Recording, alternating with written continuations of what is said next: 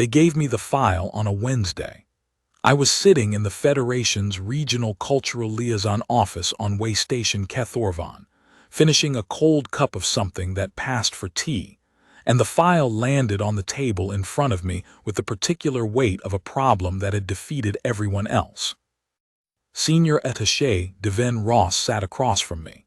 He was a careful man, the kind who chose words the way a jeweler chose settings, and even he could not find a frame for what he was about to say that made it sound like anything other than what it was. 11, he said. I looked up from the file. 11 tutors, he said. 6 from the Federation's Diplomatic Protocol Corps, 2 from the Velkoth Court's own household instruction staff. 1 retired navigator-class educator from Kethvaran. 1 Velocivar etiquette specialist with 30 years' experience, and 1 compact cultural liaison coordinator who has never, in 4 decades, left an assignment unfinished. He paused. She left after 4 days. I set the file down. What happened to her? She filed the incident report from the medical bay. One of the princesses had bitten through the sleeve of her formal jacket. The other had locked her in a linen cupboard. At the same time, sequentially, Ross said, they are very organized. I looked back at the file. The images inside were small and clearly official, the kind of photographs taken for registry documentation, flat and frontal. 2 faces, identical. Pale gold skin, the warm amber-tone complexion that the Velkoth carried like a species signature. Eyes the color of old honey, very large, very still. Pointed ears, fine-boned with the slight upward taper that marked the Velkoth royal line. Hair the color of white cedar, cropped close at the sides and long at the crown, the way court children wore it on Osvaran. They looked in the photographs entirely composed, which I suspected was not the mode in which they were typically encountered. How old? I asked. The Velkoth equivalent of 9 and 10 Terran years. They are twins in the biological sense, same birth interval, 18 minutes apart, but their rank designation is ordered by minutes, so one holds the primary succession title and the other holds the secondary. They have never, as far as anyone in the court can determine, been separated for more than 4 consecutive hours. What's the diplomatic context? Why does this matter to the Federation? Ross folded his hands. The navigator sovereign of the Velkoth has been in active negotiation with the Federation over the Osvaran Corridor Access Agreement for 7 years. The agreement has stalled 3 times. The current round of talks is the most advanced they have ever reached, and it will conclude, one way or the other, at a formal diplomatic reception in 6 weeks. The navigator sovereign has formally requested, as a condition of the reception, that her daughters be present, and that they be able to conduct themselves according to compact diplomatic protocol standards. She wants them to behave. She wants them to demonstrate that the Velkoth royal line is prepared to engage with the Federation at the appropriate level of formal relationship. Yes, she wants them to behave. And 11 people have tried and not managed it. 11 people have tried, Ross said carefully, and several of them have not fully recovered their composure. I looked at the photographs again. The older twin, Sova, the file said, primary succession, amber eyes slightly darker in the image, a very faint line between her brows as though she were already calculating something, and her sister Riva, who appeared to have the same expression but calibrated a half-degree warmer, as if she were the one who found the whole thing more interesting. I'll go, I said. Ross looked at me with the expression of a man who is genuinely uncertain whether to be relieved or concerned. Holt, you understand what I'm telling you.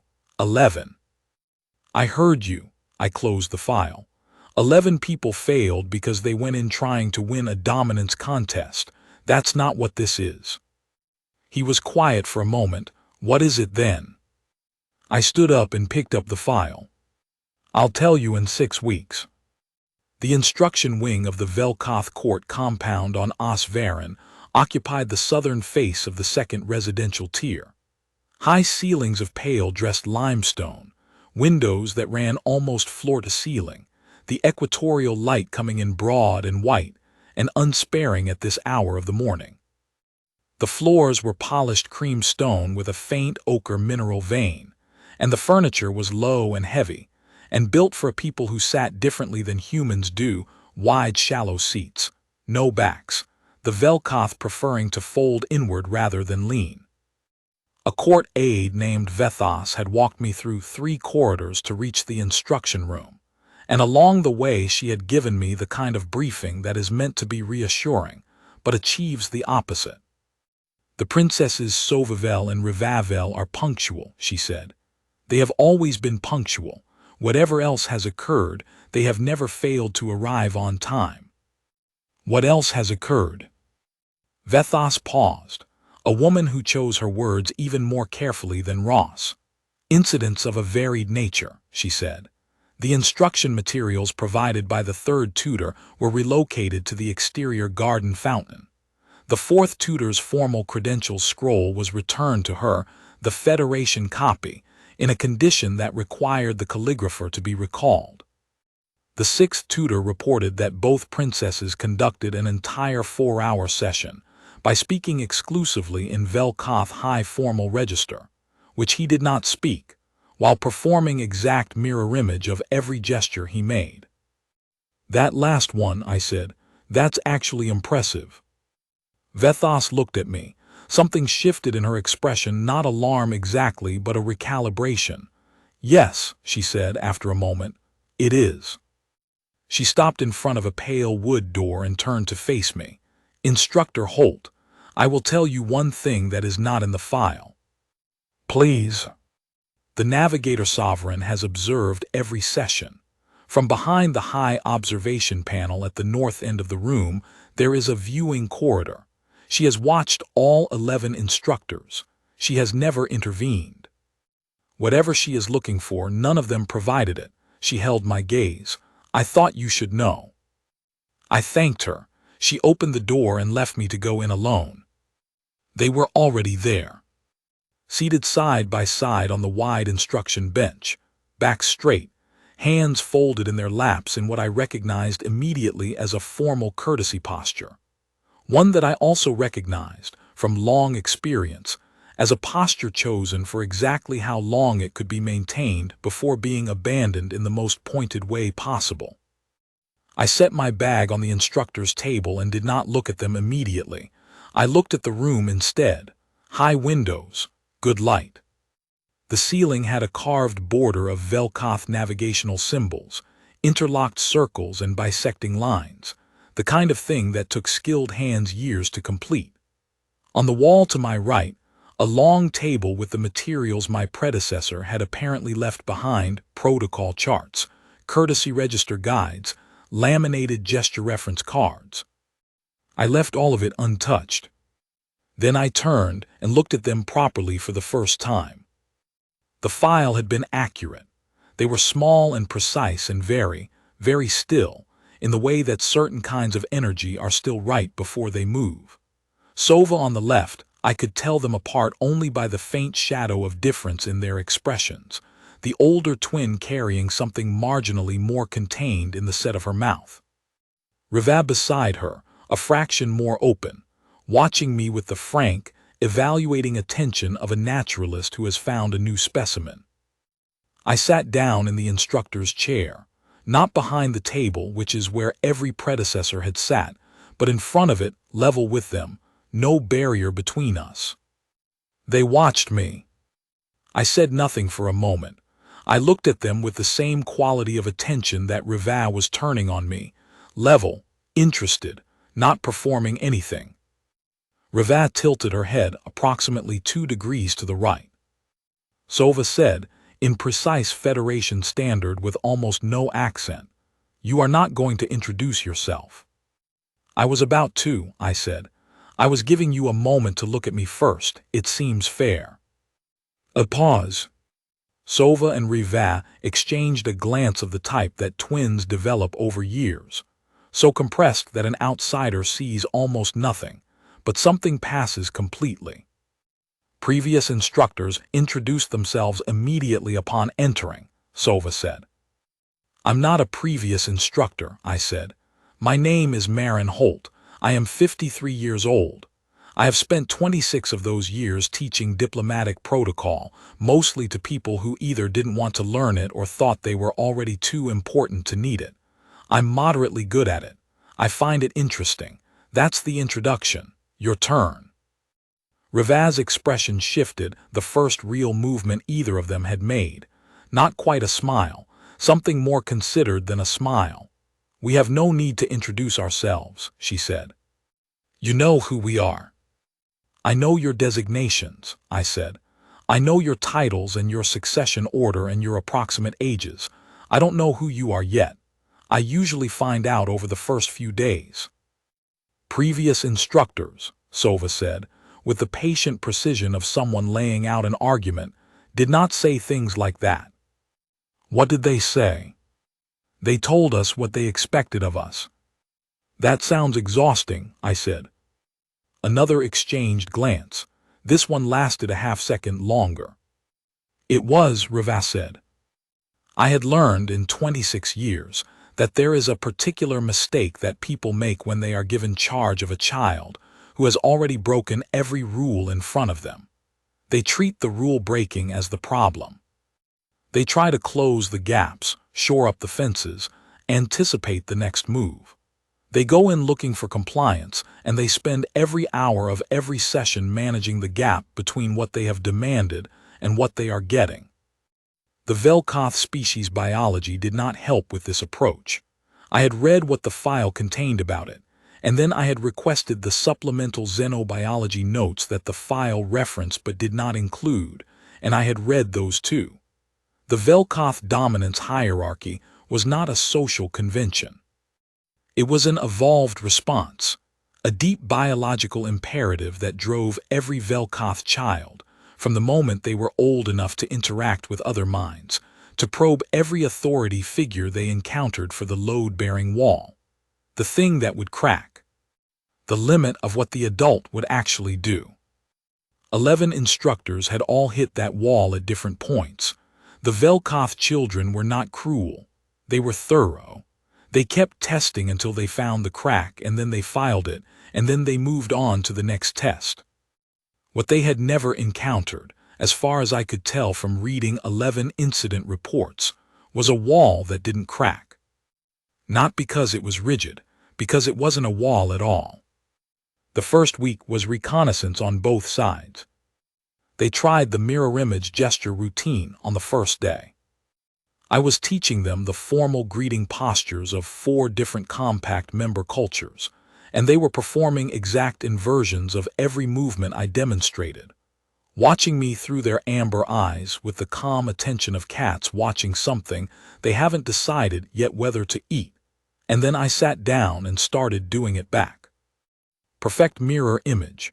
Ravaz moved her right hand, I moved my left. Sova tilted her head, I tilted mine. I held it for a full session. They escalated. Ravaz added a slight forward lean, I matched it. Sova shifted one knee, I shifted one knee. This went on for 90 minutes.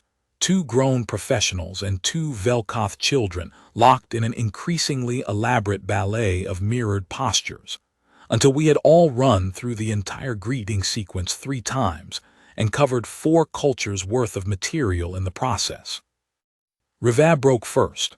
Not laughing, the Velkoth don't laugh the way humans do, but a sound that was unmistakably its functional equivalent escaped her, quickly suppressed, and I pretended not to notice it. That was the longest that exercise has ever lasted, Sova said when the session ended. We weren't finished, I said. I thought we were teaching each other. She looked at me for a long moment. That is not a standard interpretation of the protocol instruction format. No, I said. But it covers the same material, and it's a great deal more interesting. They came back the next morning, at exactly the scheduled time. On the 3rd day, Sova arrived carrying a small flat stone. Not ostentatiously, it was in her palm, held loosely, as though she had simply picked it up on the way in and had not yet decided what to do with it. She set it on the corner of the instruction table at the start of the session and said nothing about it. And I said nothing about it. And the stone sat there through 3 hours of Kethosavar greeting sequence drills. At the end of the session, she picked it up again and put it in her jacket pocket. The next morning there were 2 stones on the table. One hers, one Rivaz. Neither of them commented on this either. By the end of the week there were 4 stones on the corner of the table, arranged in a specific pattern I suspected was not arbitrary. I looked at the pattern one morning before they arrived and recognized it as the opening configuration of a Velkoth territorial boundary marker, a spacing system used to stake claim to a surveyed area. I did not mention it. But the 5th morning I placed my stylus alongside the pattern, parallel to the 4th stone, which in the same territorial system meant noted and acknowledged. Sova looked at the stylus for approximately 4 seconds when she sat down. Then she looked at me. The faint line between her brows deepened slightly, which I had learned meant she was recalculating. She did not move the stylus. The 2nd week they went after the materials.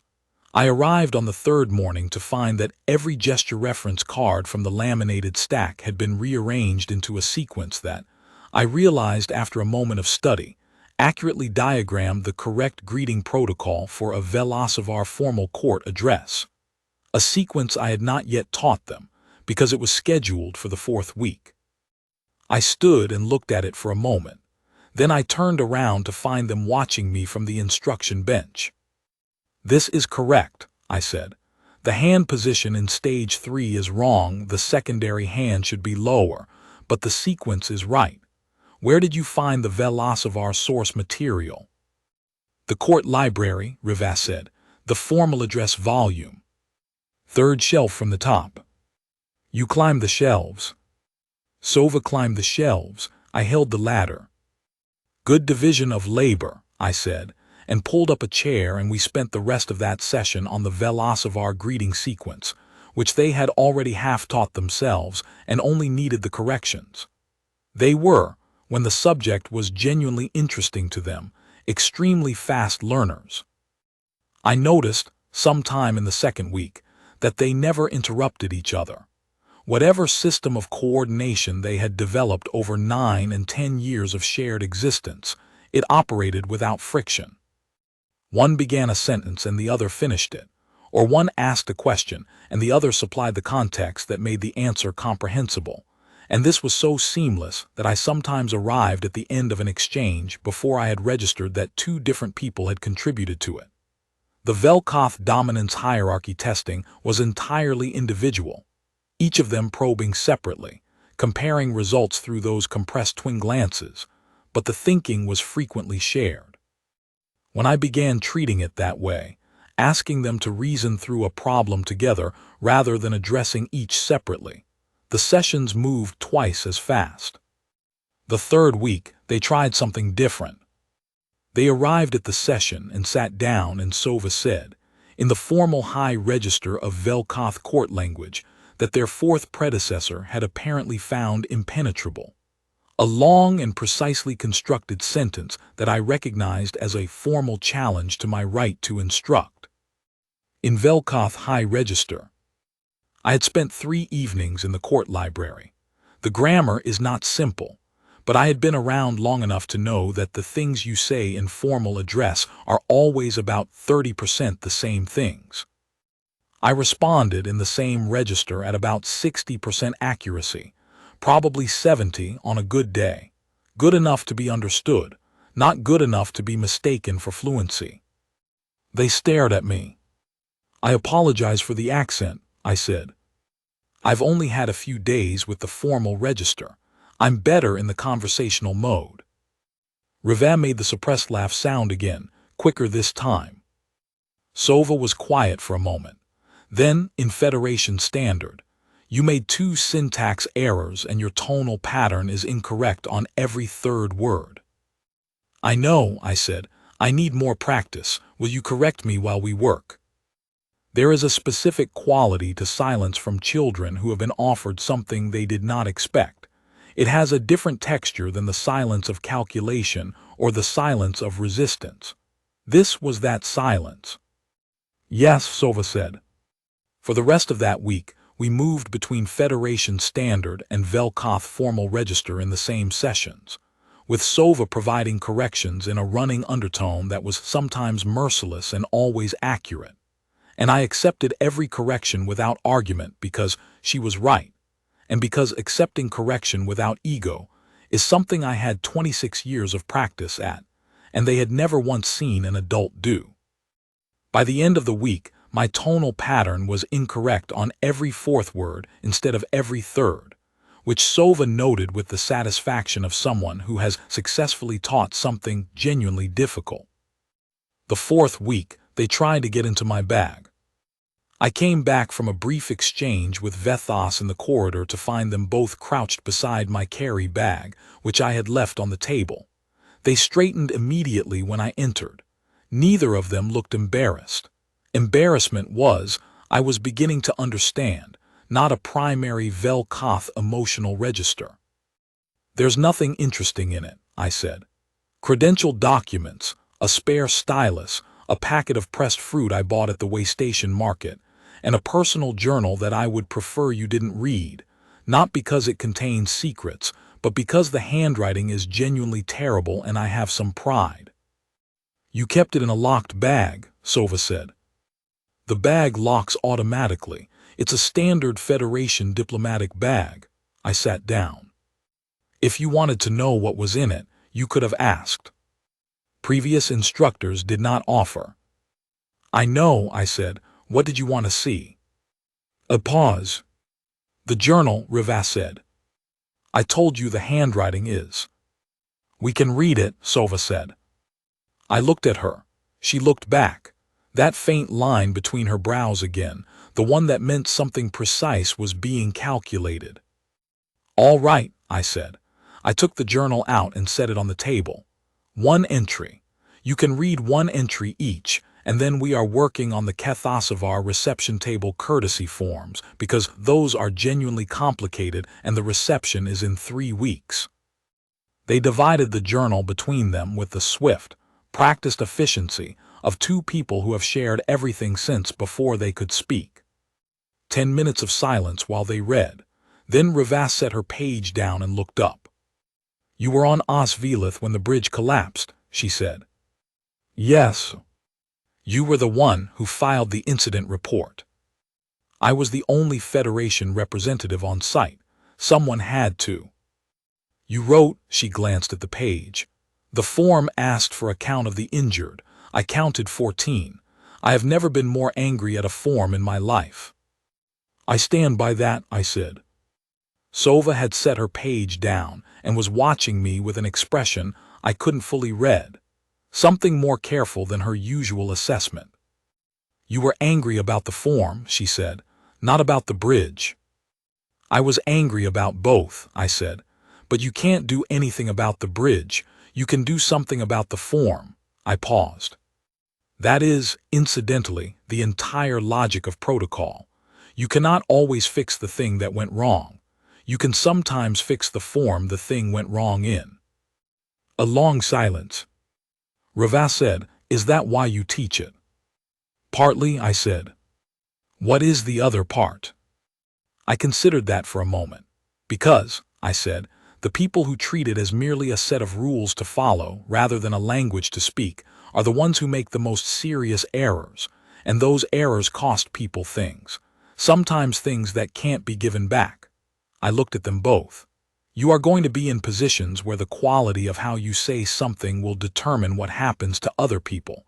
That is worth understanding deeply. Not just as performance. The silence this time lasted long enough that I could hear the wind moving through the exterior garden. You are the only instructor, Sova said carefully, who has said that. About protocol. About any of it, Rivas said, being worth something to someone other than us. I didn't say anything to that immediately, because the thing it required was not words but something quieter, and I had long since learned that rushing into the quiet space was usually the worst available option. I know, I said finally. That's a gap in your education, we'll fix it. The navigator sovereign came on the morning of the 29th day. I had known she was observing. Vethos had told me, and I had understood from the dimensions of the room and the placement of the high panel at the north end. A viewing corridor, she had said, and the sight lines were clear enough that she had probably been present at more sessions than not. I had not acknowledged it. Neither had the princesses, though I was reasonably certain they knew. On the 29th morning, she came through the main door instead. She was taller than I expected. The Velkoth Navigator Sovereign was a title I had dealt with in documents for years, and the reality of a person to whom that title belongs is always different from the abstraction. She was perhaps 60 in Terran equivalent years, amber-eyed like her daughters, but with the eyes set deeper, and the expression carrying a quality of long patience. Not the patience of someone waiting for something to happen, but the patience of someone who has watched enough things happen that they are no longer surprised by the shapes events take. Her name was Vethkal Sovamarin, the elder name, the formal. She was called Savar by the court, which I had read and not pronounced aloud, because it was not mine to use. She stood inside the door for a moment and looked at me. Then she looked at her daughters, who had risen from the instruction bench and taken the formal reception posture, standing, hands folded, slight inclination of the head, with an ease that I had not seen from them in the first week. Then she looked at me again. "You are Holt," she said, in Federation standard that had no accent at all. "Yes, Navigator Sovereign." "My daughters have not locked you in anything." "Not yet," I said, though we're only 4 weeks in. Rivam made the suppressed sound. Sova pressed her lips together. The Navigator Sovereign's expression did not change, but something behind it shifted in a way that I filed for later. "Sit," she said, and we all sat herself on the wide instructor's bench I had vacated at her entrance. Myself in the chair I had moved to be level with the twins. The twins sat back in their place. She studied me for a moment. "What have you found," she said, "that the others did not?" I chose the words carefully. "They treated your daughters as problems to be solved," I said. "They were not wrong to find them difficult. Your daughters are very deliberate in how they test people. They are also very intelligent, and they learn faster than any students I have worked with in 26 years, which creates a particular combination. A tutor who cannot keep pace becomes a tutor who has already lost the game before the first session ends." "And you have kept pace." "Barely," I said honestly. "They have found my gaps, the formal high-register syntax, the library research I hadn't anticipated, the journal." I paused, but I had one thing that held. "Which is?" "I wasn't trying to make them behave," I said. "I was trying to make the material worth learning, and I treated them as people who deserved to understand why it was worth learning, not just people who needed to be trained into performing it." The Navigator Sovereign was quiet for a long moment. Her daughters were very still. That quality of stillness that I had learned by now was not composure but attention. "The previous instructors," she said, "believed my daughters needed to be controlled." "Yes. And you believe?" "I believe," I said, "that they need to understand what they're for, not what they are to be used for. What they're for," I paused, "that's different." The Navigator Sovereign looked at her daughters for a moment. Then she looked back at me. "You have 2 weeks," she said. "The reception will require formal compact greeting registers for 9 different compact cultures, correct table address for a diplomatic meal of 40 guests, and the ability to sustain those forms under social pressure for approximately 3 hours. "I know," I said. "You are not concerned." "I'm concerned," I said, "but I'm not worried. Those are different too." She rose. Her daughters rose with her, the formal posture again, and this time the ease of it was unmistakable. The posture of people who had chosen to use a form, not been pressed into it. She looked at them for a moment with an expression that I recognized, because I had seen it on human parents, and now I understood it was apparently not specific to one species. The expression of someone who is watching their child become someone, and is not yet sure how to hold that. She inclined her head to me, a minimal, precise gesture, the Velkoth courtesy of equals, and left the room. In the silence after the door closed, Sova said, "She has not done that before." "Done what?" "Come in, she watches, she does not come in." I looked at the door. "You knew she was watching." "Always," Riva said. "From the first session with the first tutor, we have always known." "Did it change how you behaved?" A pause. "No," Sova said. "But today," Riva said very carefully, "it changed how we sat." I looked at them.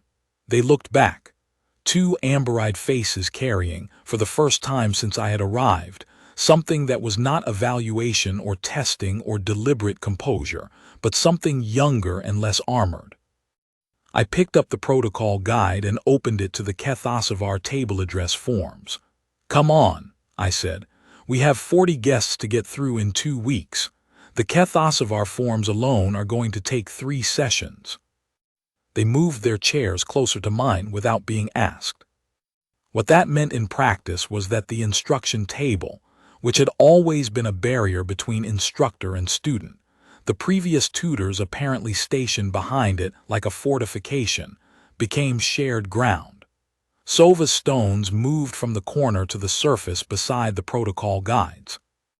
Riva began arranging the laminated cards in the sequence of each day's work before I arrived, which had the effect of me walking into each session knowing exactly how they had understood the previous one and what they intended to build on.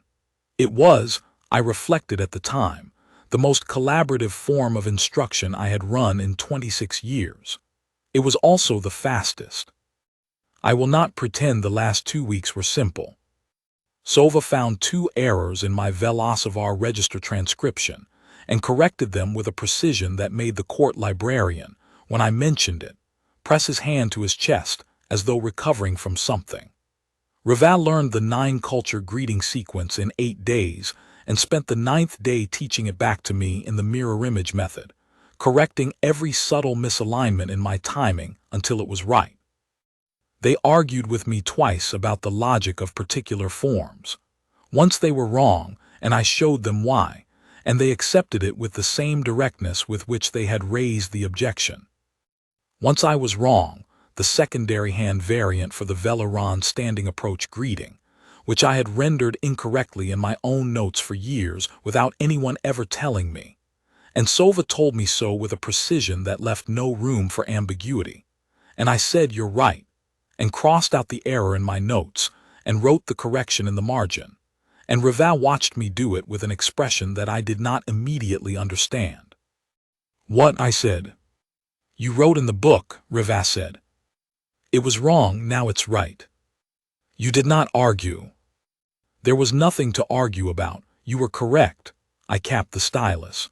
"Writing the correction means I won't make the same mistake again. That's the point of having notes."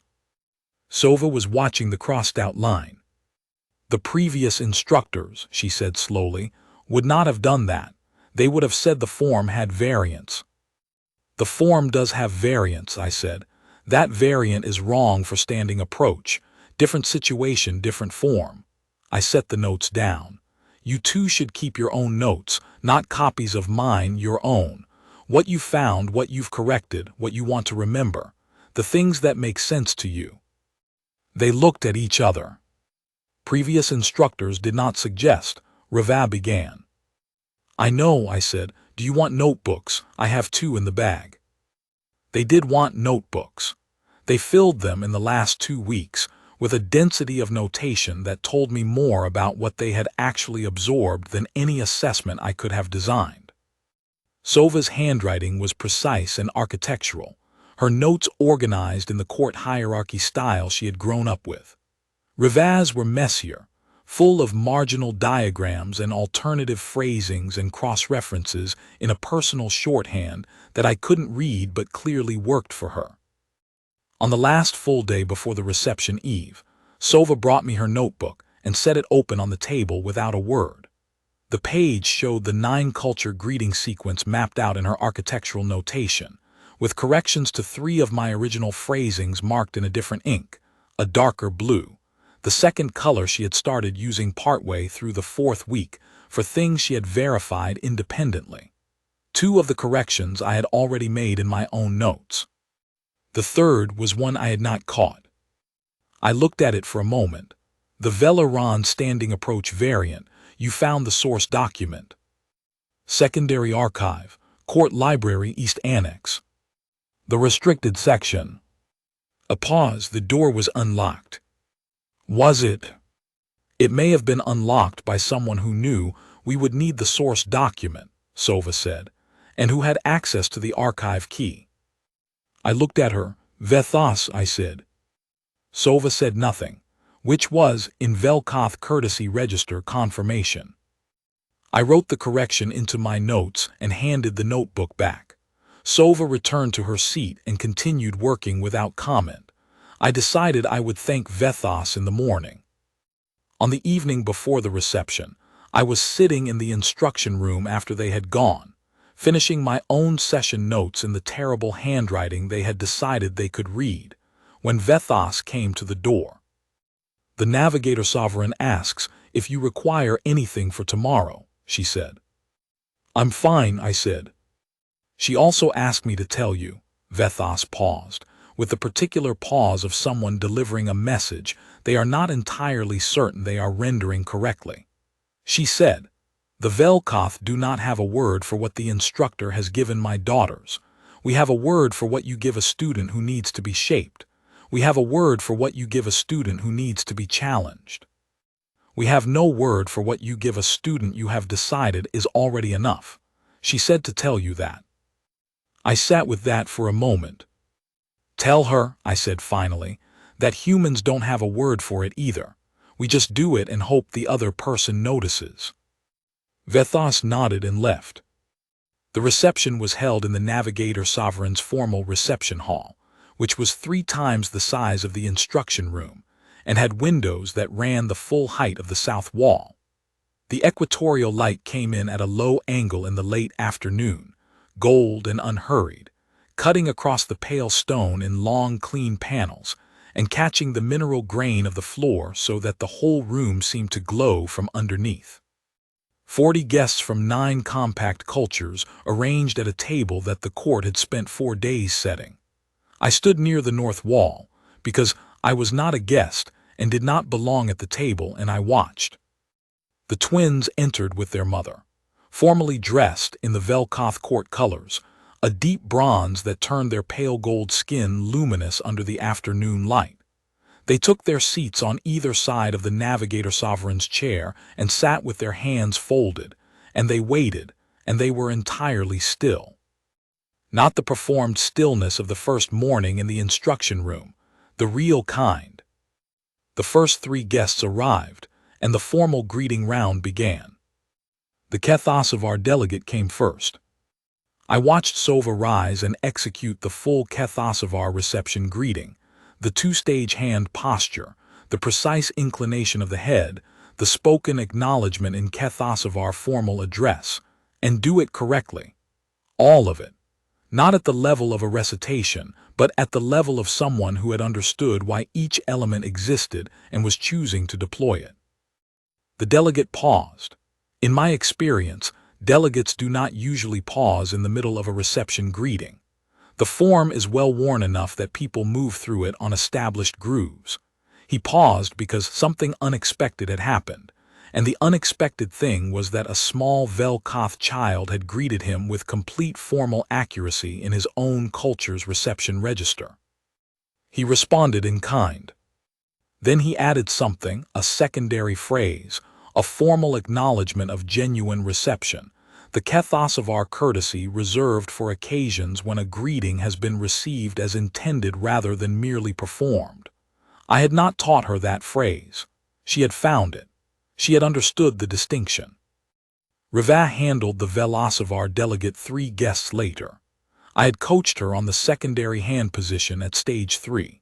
She held it correctly, and the delegate, A man I recognized as having the patience of tidal erosion and the warmth of a formal notice, inclined his head with something that was not quite a smile, but was clearly its functional equivalent. Then he said in Federation Standard, low enough that only those nearest him heard, "The correction to stage 3. "Who told you?" "My instructor," Riva said. "Your instructor was correct." He moved on to his seat. Riva did not look at me, but her chin lifted a fraction of a degree, the Velkoth equivalent of a person who has just had something confirmed that they had already decided was true. The meal itself was 40 guests over 3 hours, and the twins worked through it with a precision that I could only describe as professional. Not robotic. They were not performing a rehearsed program. They were doing what good protocol practitioners do, which is reading the room, noting when a form needs adjusting, knowing which elements to hold rigid and which to let flex without losing their meaning. They adapted. When the Kethmaran cultural attaché at the far end of the table misread Riva's response in the second hour, a slight confusion of registers, understandable given that the Kethmaran forms overlap with Velocevar forms in a way that traps even experienced practitioners. Riva caught it and smoothly offered the clarifying gesture without making the correction explicit. The attaché recovered seamlessly. No one at the table had seen it happen except me, and I suspected Sova. Sova handled a moment in the second hour that I had not prepared her for. The Velkoth secondary trade delegate, an older man with an air of perpetual skepticism, made a remark across the table that was designed, in the Velkoth courtesy register, to probe her rank status relative to him. A test, in other words. The Velkoth dominance hierarchy biology did not stop being operative just because there was a diplomatic reception in progress. Sova looked at him for a half-second. Then she responded in a register that I had not taught her, a form I recognized as the Velkoth courtesy of precedence mode, reserved for situations where the challenged party holds clear structural standing and does not need to press it. Essentially, I have seen your test, I know what it was, and I am choosing not to respond to it in kind, because that is the level I operate at. The trade delegate held her gaze for a moment, and then turned away. Riva had watched this from 2 seats down. She did not react. She returned to her conversation with the Kethosavar cultural attaché as though nothing had interrupted it. But her foot, under the table, pressed briefly against her sister's. I saw it because I was watching for exactly that kind of thing. At the end of the third hour, when the formal elements of the reception concluded, and the room shifted into the less structured courtesy exchange period that follows all compact diplomatic events, the navigator sovereign rose and the room rose with her. She spoke the closing formal address in her own language, and then, which was not part of the standard form, turned and looked at her daughters. The court was very quiet. "Velkoth Sovatan," she said, a phrase I had not heard before. Vethos was near me. I leaned slightly toward her. "What does that mean?" "Exactly," Vethos said. "There is no exact translation. Approximately, my house is complete." I looked at the twins. They had risen and stood beside their mother, and they were holding a posture I had not taught them. Not any of the standard reception forms, but something older, something from whatever deep archive of Velkoth ceremony existed before the compact had standardized anything. Their hands not folded in courtesy but open at their sides, palms forward, the posture of a person who has nothing to hide and is choosing to show that. I did not know the name of that posture. I only knew what it meant, because you do not spend 26 years in this work without learning to read the language underneath the form. It meant I am here, entirely here, without performance.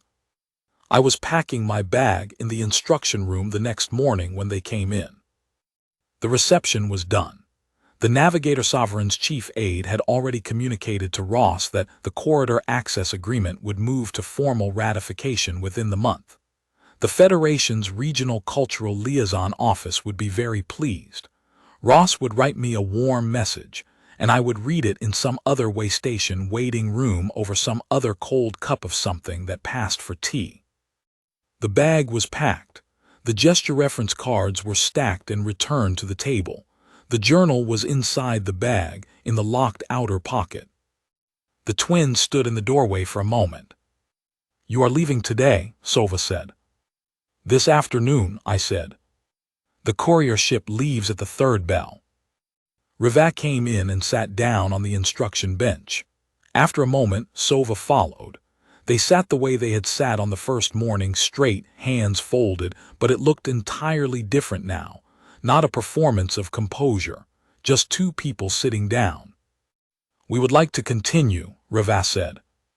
"Continue what?" "This," Sova said. She moved one hand slightly, a gesture that took in the room, the cards, the windows, the work of 6 weeks. "The instruction. We have not covered Vela Ron formal address, or Keth Marin reception table order, or the Federation's internal courtesy register for official correspondence." "There are other instructors," I said. "Yes," Sova said, "but they will try to manage us." I looked at them. Two amber-eyed faces with the particular expression of children who have recently learned something, and are not yet certain how to carry it, but are certain they do not want to set it down. "I will send you materials," I said. "Study notes on the Veleron forms. The Keth Marin register is not complicated. You'll have it in a week on your own. The correspondence register you can teach yourselves from the primary source documents. I'll send the citations." "The journal," Rivat said. "Not sending that," I said. "The entry about the bridge," she said. "Not the whole journal, that entry." I looked at her. Her expression was entirely serious. Sova's was the same. I opened the bag and took out the journal, and found the entry and tore it out along the binding. My handwriting was, as advertised, terrible. I folded it once and set it on the instruction table. Sova picked it up. She turned it over once in her hands, looking at it, and then she held it out to Rivat, and Rivat took it without looking at it and tucked it inside the front of her formal jacket, in the interior pocket where the Velkoth keep things they intend to keep. I closed the bag. "Work on the Veleron open table greeting," I said. "The hand position is different for a standing approach versus a seated approach, and people almost always get it wrong. You two already know how to find the source materials." "We know," Sova said. I picked up the bag. "Instructor Holt," Rivat said. I stopped. "The word," she said, "the one you do not have. For what you give to someone you have decided is already enough." I turned around. "My mother said there is no word for it in Velkoth either," Rivat said. "She said you told Vethos that humans just do it and hope the other person notices." She paused. "We noticed." I stood with the bag in my hand, in the morning light of the instruction room for a moment. "Good," I said. I walked out into the corridor and down through the 3 turnings to the outer court, and into the clean equatorial light, and the courier ship left at the 3rd bell, and I read Ross's warm message 3 days later in a different waiting room. I had been right about one thing, back in his office on way station Kethorvan, when he had asked me what the problem was. It wasn't a dominance contest. It was 2 children who had never, in all the time anyone had been trying to teach them, been treated as though the point of the exercise was them. Not the behavior, not the performance, not the forms, as useful as the forms were. Them. They were 9 and 10 years old, or the Velkoth equivalent, and they had been handed 11 people in succession who arrived with something to prove, and they had broken every one of them, not because they were cruel, but because something deep in the architecture of who they were required them to find the crack, and every one of those 11 people had brought a crack. I had not brought a crack. I had brought the journal. I had brought the mirror image exercise and 4 stones on a table corner. I had brought the honest answer about what protocol was for. I had brought the same quality of attention that Rivat had turned on me the first morning. The attention that says, I am interested in finding out who you are, and I had held it for 6 weeks without flinching. And in the end, the thing that was invincible, the thing that had defeated 11 people with all their credentials and experience and certainty, had pressed its forehead to that attention and decided it was safe. Not because I had won anything, because I hadn't been trying to.